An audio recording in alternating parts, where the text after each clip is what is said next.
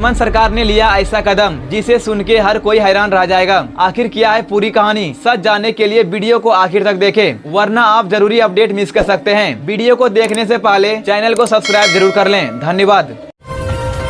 हजारीबाग में टीएसपीसी उग्रवादियों का तांडव, 2 वाहन जलाए और बड़ी वारदात की धमकी। बीती रात हजारीबाग जिले के केरेडार इलाके में उग्रवादी संगठन टीएसपीसी ने जमकर तांडव किया। कोयला परियोजना के भीतर घुसे उग्रवादियों ने 2 बड़े ट्रकों पर पहले गोलियां चलाई और फिर उन्हें आग के हवाले कर दिया। इस हमले में एक युवक घायल हो गया है। हमले की जानकारी मिलते ही पुलिस टीम मौके पर पहुंची और इलाके को चारों तरफ से घेर लिया। यह घटना केडी कोल परियोजना में हुई, जहाँ बीजीआर कंपनी काम कर रही थी। 2 स्कैनिया वाहन जो इस परियोजना का हिस्सा थे, उन पर उग्रवादियों ने हमला किया। पुलिस को वहां से टीएसपीसी का एक पत्र मिला है जो सब जोनल कमांडर कौशल जी के नाम से है। इस पत्र में सीधा चेतावनी दी गई है कि बिना संगठन की अनुमति कोई काम शुरू न करें, वरना अंजाम और भी खतरनाक होगा। पत्र में उग्रवादी ने कहा कि वे आदिवासियों और गरीबों के लिए लड़ रहे हैं, जबकि सरकार उग्रवाद के नाम पर निर्दोष ग्रामीणों पर जुल्म कर रही है। घटना के बाद केरेडारी और आसपास के गाँव में डर बैठ गया है। कोल परियोजनाओं में काम कर रहे मजदूर और कर्मचारी अब असमंजस में है। पुलिस ने पूरे इलाके की घेराबंदी कर दी है। तलाशी अभियान जारी है और संदिग्धों से पूछताछ की जा रही है।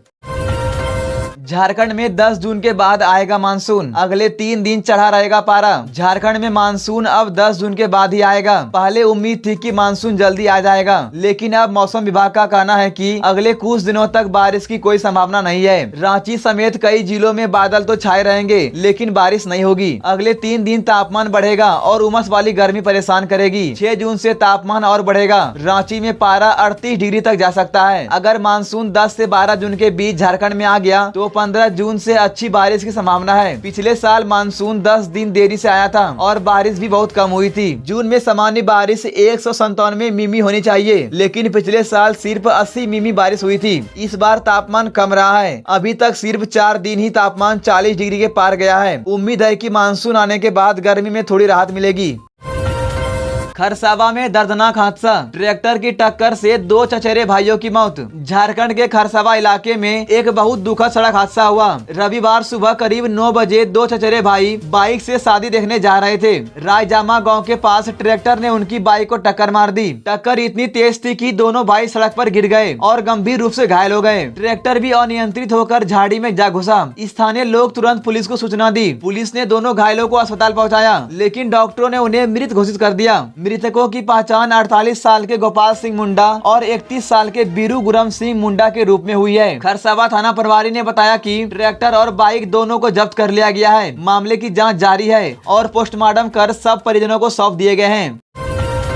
झारखंड में बीजेपी के सामने धर्म संकट, क्या इस मुद्दे पर कांग्रेस का सपोर्ट कर पाएंगे भाजपा सांसद? झारखंड में सरना धर्म कोड को लेकर भाजपा को बड़ी मुश्किल का सामना करना पड़ रहा है। इस मुद्दे पर कांग्रेस ने जोरदार प्रदर्शन किया है और अब वे भाजपा के सांसदों को अलग थलग करने की कोशिश कर रही है। कांग्रेस के प्रदेश अध्यक्ष केशव महतो कमलेश ने सभी भाजपा सांसदों को पत्र लिखा है और उनसे इस आंदोलन में साथ देने की मांग की है। प्रदेश में भाजपा के ज्यादा सांसद है और इसी वजह से राजनीति भी यही से हो रही है। अगर भाजपा कांग्रेस के इस आंदोलन को नहीं मानेगी तो सहयोग की कोई उम्मीद नहीं रहेगी। कांग्रेस जनता के बीच भाजपा को बुरा दिखाने की कोशिश कर रही है। कांग्रेस ने कहा कि आदिवासी समाज प्रकृति का सम्मान करता है और सरना धर्म का मतलब भी प्रकृति की रक्षा करना है। पूरी दुनिया प्रदूषण से परेशान है और आदिवासी समाज की परंपरागत पूजा प्रकृति के लिए जरूरी है। सरना आदिवासी जनगणना में अलग कॉलम की मांग कर रहे हैं। झारखंड विधानसभा ने इस मांग पर बिल पास कर केंद्र सरकार को भेज दिया है। अब कांग्रेस उम्मीद कर रही है कि अगर सांसद सकारात्मक प्रयास करेंगे तो सरना धर्म के लिए अलग कॉलम बनने का रास्ता खुल जाएगा, लेकिन अभी तक भाजपा सांसदों की तरफ से कोई जवाब नहीं मिला है।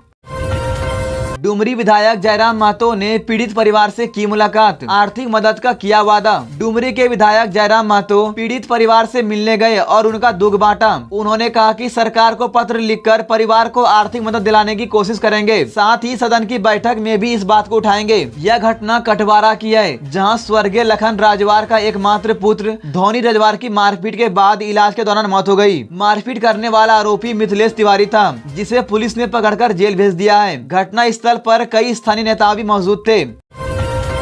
जेल में बंद अपराधी सुजीत सिन्हा ने फेसबुक से फिर मचाया आतंक। हजारीबाग की जेल में बंद कुख्यात अपराधी सुजीत सिन्हा ने फेसबुक पर एक पोस्ट करके हड़कंप मचा दिया है। पोस्ट में उसने कहा है कि अब वह फिर से सक्रिय हो गया है और रंगदारी वसूलने के लिए लोगों को अपने नाम से काम करने के लिए चुन रहा है। सुजीत ने कोयला कारोबारियों से कहा है कि वे सिर्फ उन्हीं लोगों को रंगदारी दे जिन्हें वह अधिकृत करेगा। उसने खास तौर पर अमन साहू के नाम पर किसी को रंगदारी देने से मना किया है। पोस्ट में यह भी बताया गया है कि अमन साहू उसके कहने पर रंगदारी वसूल रहा था। फेसबुक पर हुई इस धमकी के बाद पुलिस ने कई संदिग्ध प्रोफाइल पर नजर रखनी शुरू कर दी है। सुजीत के गिरोह पर हत्या, रंगदारी और गोलीबारी जैसे कई अपराध दर्ज है। जेल में रहते हुए भी वो अपने गैंग को चला रहा है। पोस्ट में मयंक सिंह नाम के पद की बात भी की गई है जो फिलहाल खाली है। साथ ही लोगों को चेतावनी दी गई है कि मयंक सिंह के नाम पर रंगदारी देने वालों से सावधान रहे क्योंकि उसे गिरा दिया गया है। पुलिस ने पहले भी मयंक सिंह के नाम से धमकियां देने वाले एक अपराधी को गिरफ्तार किया है। ट्रैफिक हादसे में लेबर कोर्ट के पेशकार की मौत, पत्नी और 2 बच्चों की हालत गंभीर। धनबाद के बेकार बांध के पास रविवार रात करीब 2 बजे एक सड़क हादसे में लेबर कोर्ट के पेशकार कृष्णा महतो की मौत हो गई। उनकी पत्नी रंभा देवी और 2 बच्चे बेटी निकिता और बेटा धीरज गंभीर रूप से घायल हो गए हैं। कृष्णा महतो अपने परिवार के साथ रांची से धनबाद आ रहे थे, तभी तेज रफ्तार टेम्पो अचानक सामने आ गया। टेम्पो को बचाने के चक्कर में कृष्णा महतो की कार हादसे का शिकार हो गई। कृष्णा महतो की मौके पर ही मौत हो गई। उनकी पत्नी और बच्चों के पैर टूट गए हैं। उन्हें मेडिकल कॉलेज अस्पताल में भर्ती कराया गया है। डॉक्टरों ने उनका इलाज शुरू कर दिया है और संभव है कि उन्हें बेहतर इलाज के लिए रांची रेफर किया जाए। धनबाद पुलिस और स्थानीय लोग तुरंत मौके पर पहुंचकर घायलों को अस्पताल लेकर गए। परिवार की हालत अभी गंभीर बनी हुई है। झारखंड के लेटेस्ट न्यूज को सबसे पहले देखने के लिए हमारे चैनल को सब्सक्राइब जरूर करें।